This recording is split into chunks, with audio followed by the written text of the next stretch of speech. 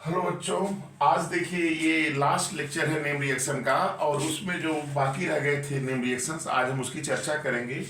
तो आप बोर्ड के लिए इन रिएक्शंस को तैयार कर लीजिएगा। आपके ये रिएक्शंस जो है आपके कॉम्पिटिटिव एग्जाम में भी पूछे जा सकते हैं, इसलिए ये जो लेक्चर है आपका बोर्ड के लिए भी तो इम्पॉर्टेंट है ही, साथ साथ आपके कॉम्पिटिटिव एग्जाम्स के लिए भी है। तो चलिए शुरू करते हैं। आज ये जो रिएक्शन है आपका रोजेनमुंड रिडक्शन। पहला ये रोजेनमुंड रिडक्शन क्या होता है देखिएगा। ये एल्डिहाइड बनाते हैं इस रिएक्शन से, और होता क्या है कि इसमें ये एसिड क्लोराइड होता है। ध्यान से सुनिएगा, acid chloride when acid chloride is reduced by H2PdBH, इसके प्रेजेंस में हम अगर रिड्यूस करते हैं एसिड क्लोराइड को तो क्या बना लेता है, वो एल्डिहाइड बना लेता है। इसी रिएक्शन को ही क्या कहते हैं, रोजेनमुंड रिडक्शन। इस रिएक्शन को क्या कहते हैं, रोजेनमुंड रिडक्शन। तो देखिए आपका ये एसिड क्लोराइड है, हाइड्रोजन से आपने रिएक्शन कराया, H और Cl मिलकर HCl बाहर हो गया और आपका ये जुड़ गया, इसके साथ आपका क्या बन गया, एल्डिहाइड। इसी तरह से आपका क्या है, बेंजोइल क्लोराइड है, उसका H2 से रिडक्शन किए तो आपका बेंजाल्डिहाइड बन जाएगा। तो ये था आपका रोजेनमुंड रिडक्शन। अब देखिए स्टीफेंस रिएक्शन रिडक्शन क्या होता है। इसमें जो है नाइट्राइल लेते हैं, nitrile are reduced with NaCl2 in presence of HCl। याद रखिएगा स्टीफेंस कैसे पहचानेंगे, SnCl2 प्लस HCl, है ना, ये इसको देके पहचानेंगे। रोजेनमुंड कैसे पहचानेंगे, H2PdBaSO4, है ना, बॉइलिंग जाइलिन, बॉइलिंग, ये देख करके आप H2PdBaSO4 देख करके आप रोजेनमुंड को पहचान लेंगे। तो स्टीफेन रिडक्शन क्या होता है कि नाइट्राइल को रिड्यूस करते हैं SnCl2 और HCl से, तो हमको मिलता है इमाइन हाइड्रोक्लोराइड मिलता है, और ये प्रेसिपिटेट इसका जब हम हाइड्रोलिसिस करते हैं तो हमें क्या मिल जाता है, एल्डिहाइड मिल जाता है। और इसी रिएक्शन को क्या बोलते हैं, स्टीफेन रिडक्शन। स्टीफेन रिडक्शन में देखिए आपका ये नाइट्राइल है, इसका रिडक्शन वही SnCl2 और HCl से किए हैं, तो आपका ये बन गया एस्टरडाइमीन हाइड्रोक्लोराइड, और उसको बॉयल कर दिए, उससे एल्डिहाइड बन जाएगा। इसी तरह से आपका फेनिल साइनाइड है, इसका रिडक्शन करेंगे और जो कंपाउंड बने उसके हाइड्रोलिसिस करेंगे तो बेंजाल्डिहाइड मिल जाएगा। तो ये आपका जो है स्टीफेन रिएक्शन है, और वो क्या स्टीफेन रिएक्शन पूछे या स्टीफेन रिडक्शन पूछे, दोनों में ही लिखा जाएगा। तो इस तरह से आपका ये दो रिएक्शन है। देखिए ये तीसरा रिएक्शन है इटार्ड रिएक्शन। इटार्ड रिएक्शन भी इंपॉर्टेंट है। इटार्ड रिएक्शन किसे कहते हैं याद रखिएगा, ये टालुइन बोला जाता है।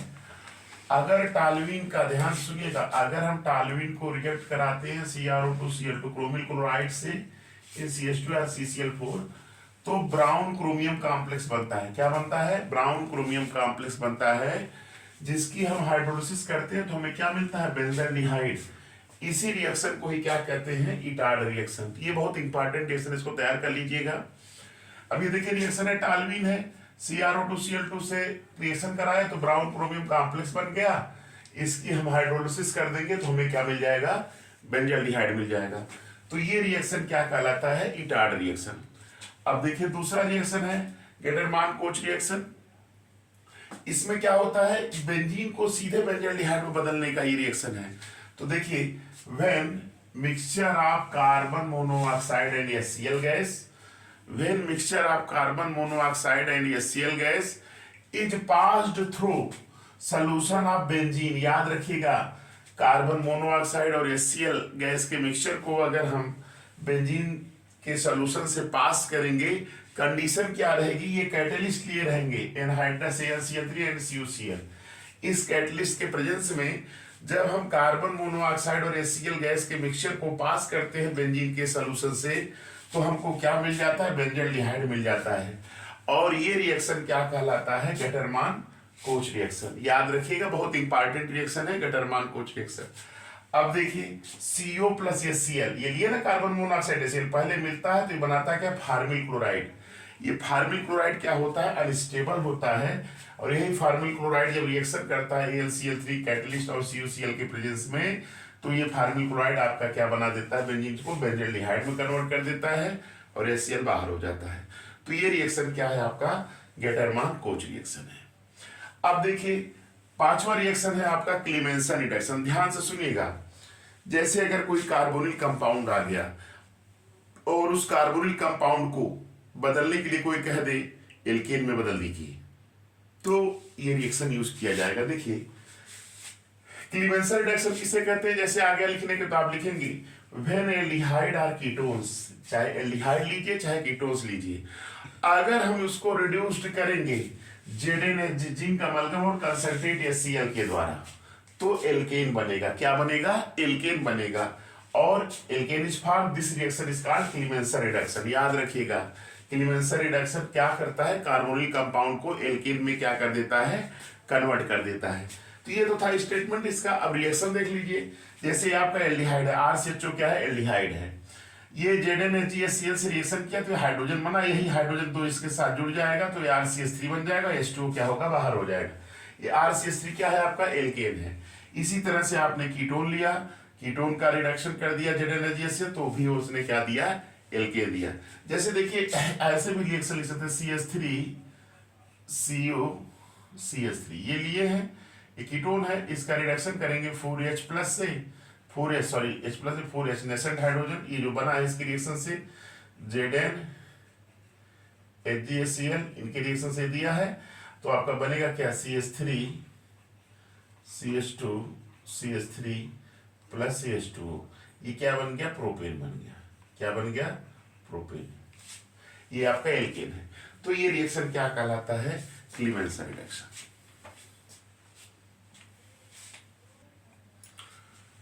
देखिए छठा रिएक्शन है ओल्फ-किस्लर रिडक्शन। इसमें होता क्या है कि aldehyde, when aldehyde and ketones heated with hydrazine, hydrazine से जब हम हीट करते हैं तो हमें हाइड्राजोन बनता है। क्या मिलता है, हाइड्राजोन। और उस हाइड्राजोन को followed by heating with KOH and ethylene glycol, इसके प्रेजेंस में इसको हीट करेंगे तो हमको क्या मिल जाएगा, एल्केन।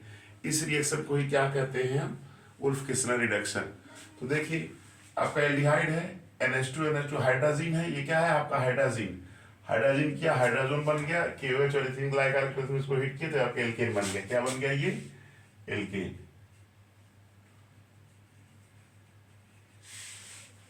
इसी तरह से अगर कीटोन लेंगे तो ये भी हाइड्रोजन बनेगा, इसको करेंगे तो आपका एल्केन बनेगा। तो ये रिएक्शन क्या कहलाता है आपका, ओल्फ-किस्लर रिएक्शन। दूसरा रिएक्शन है हाइलोफॉर्म रिएक्शन। हाइलोफॉर्म रिएक्शन भी करके पूछा है। देखिए aldehyde and ketones containing CH3CO group, ऐसे एल्डिहाइड या कीटोन जिनमें CH3CO ग्रुप रहता है, अगर उसको हम ट्रीट करते हैं एक्सेस ऑफ हैलोजन, याद रखिए in presence of alkali, excess of halogen in the presence of alkali, तो हमको क्या मिलता है, हाइलोफॉर्म मिलता है। जैसे क्लोरोफॉर्म, ब्रोमोफॉर्म, आयोडोफॉर्म, हाइलोफॉर्म बनता है। इसी रिएक्शन को हम क्या कहते हैं, हाइलोफॉर्म रिएक्शन। तो आप इसको ऐसे लिख सकते हैं कि when aldehyde and ketones containing CH3CO group is treated with excess of halogen and alkali produces haloform, this reaction is known as haloform reaction। अब देखिए जैसे आपका ये CH3CO है, हाइड्रोजन से रिएक्शन करा है, क्लोरल बना है, इसको फिर Na से हाइड्रोलाइज कर दिया तो हमको क्या मिलेगा, क्लोरोफॉर्म। इसी तरह से कीटोन जो है, कीटोन से करा है तो आपका ये कंपाउंड जो बना, इसका जो है Na से जब ट्रीट करेंगे तो आपका ब्रोमोफॉर्म बन जाएगा। तो इससे आयोडोफॉर्म भी बनता है इस रिएक्शन में। तो याद रखिएगा ये भी रिएक्शन बहुत इंपॉर्टेंट है, हाइलोफॉर्मेशन, इसको तैयार कर लीजिएगा।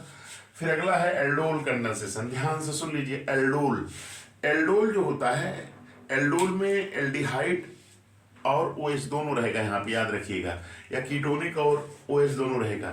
तो एल्डोल और कीटोन इसमें बनता है। कैसे बनता है, देखिए एल्डोल कंडेंसेशन में क्या होता है, पहली चीज aldehyde and ketones having alpha hydrogen. याद रखिएगा कि ऐसे एल्डिहाइड और कीटोन जिसमें अल्फा हाइड्रोजन पाया जाता है वो एल्डोल कंडेंसेशन शो करते हैं। क्या शो करते हैं, एल्डोल कंडेंसेशन। ये पॉइंट इंपॉर्टेंट है, कंसेप्चुअल क्वेश्चन भी आपको पूछा जा सकता है। अब क्या करते हैं कि when aldehyde and ketones are treated with NaOH, ketone के केस में BOH का होल ट्वाइस भी ले सकते हैं, तो हमको क्या मिलता है, एल्डोल या कीटोन मिलता है। और इसी रिएक्शन को ही क्या कहते हैं, एल्डोल कंडेंसेशन। क्या कहते हैं, एल्डोल कंडेंसेशन। जैसे आपने इथेनॉल लिया, इथेनॉल, दो इथेनॉल मॉलिक्यूल लिए, डाइल्यूटेड में इसको हीट किए तो हमको एल्डोल मिल गया। इसी तरह से कीटोन जो है BOH ट्वाइस प्रेजेंस में क्या देगा, कीटोल देगा। तो इस तरह से आपका ये क्या है, एल्डोल कंडेंसेशन।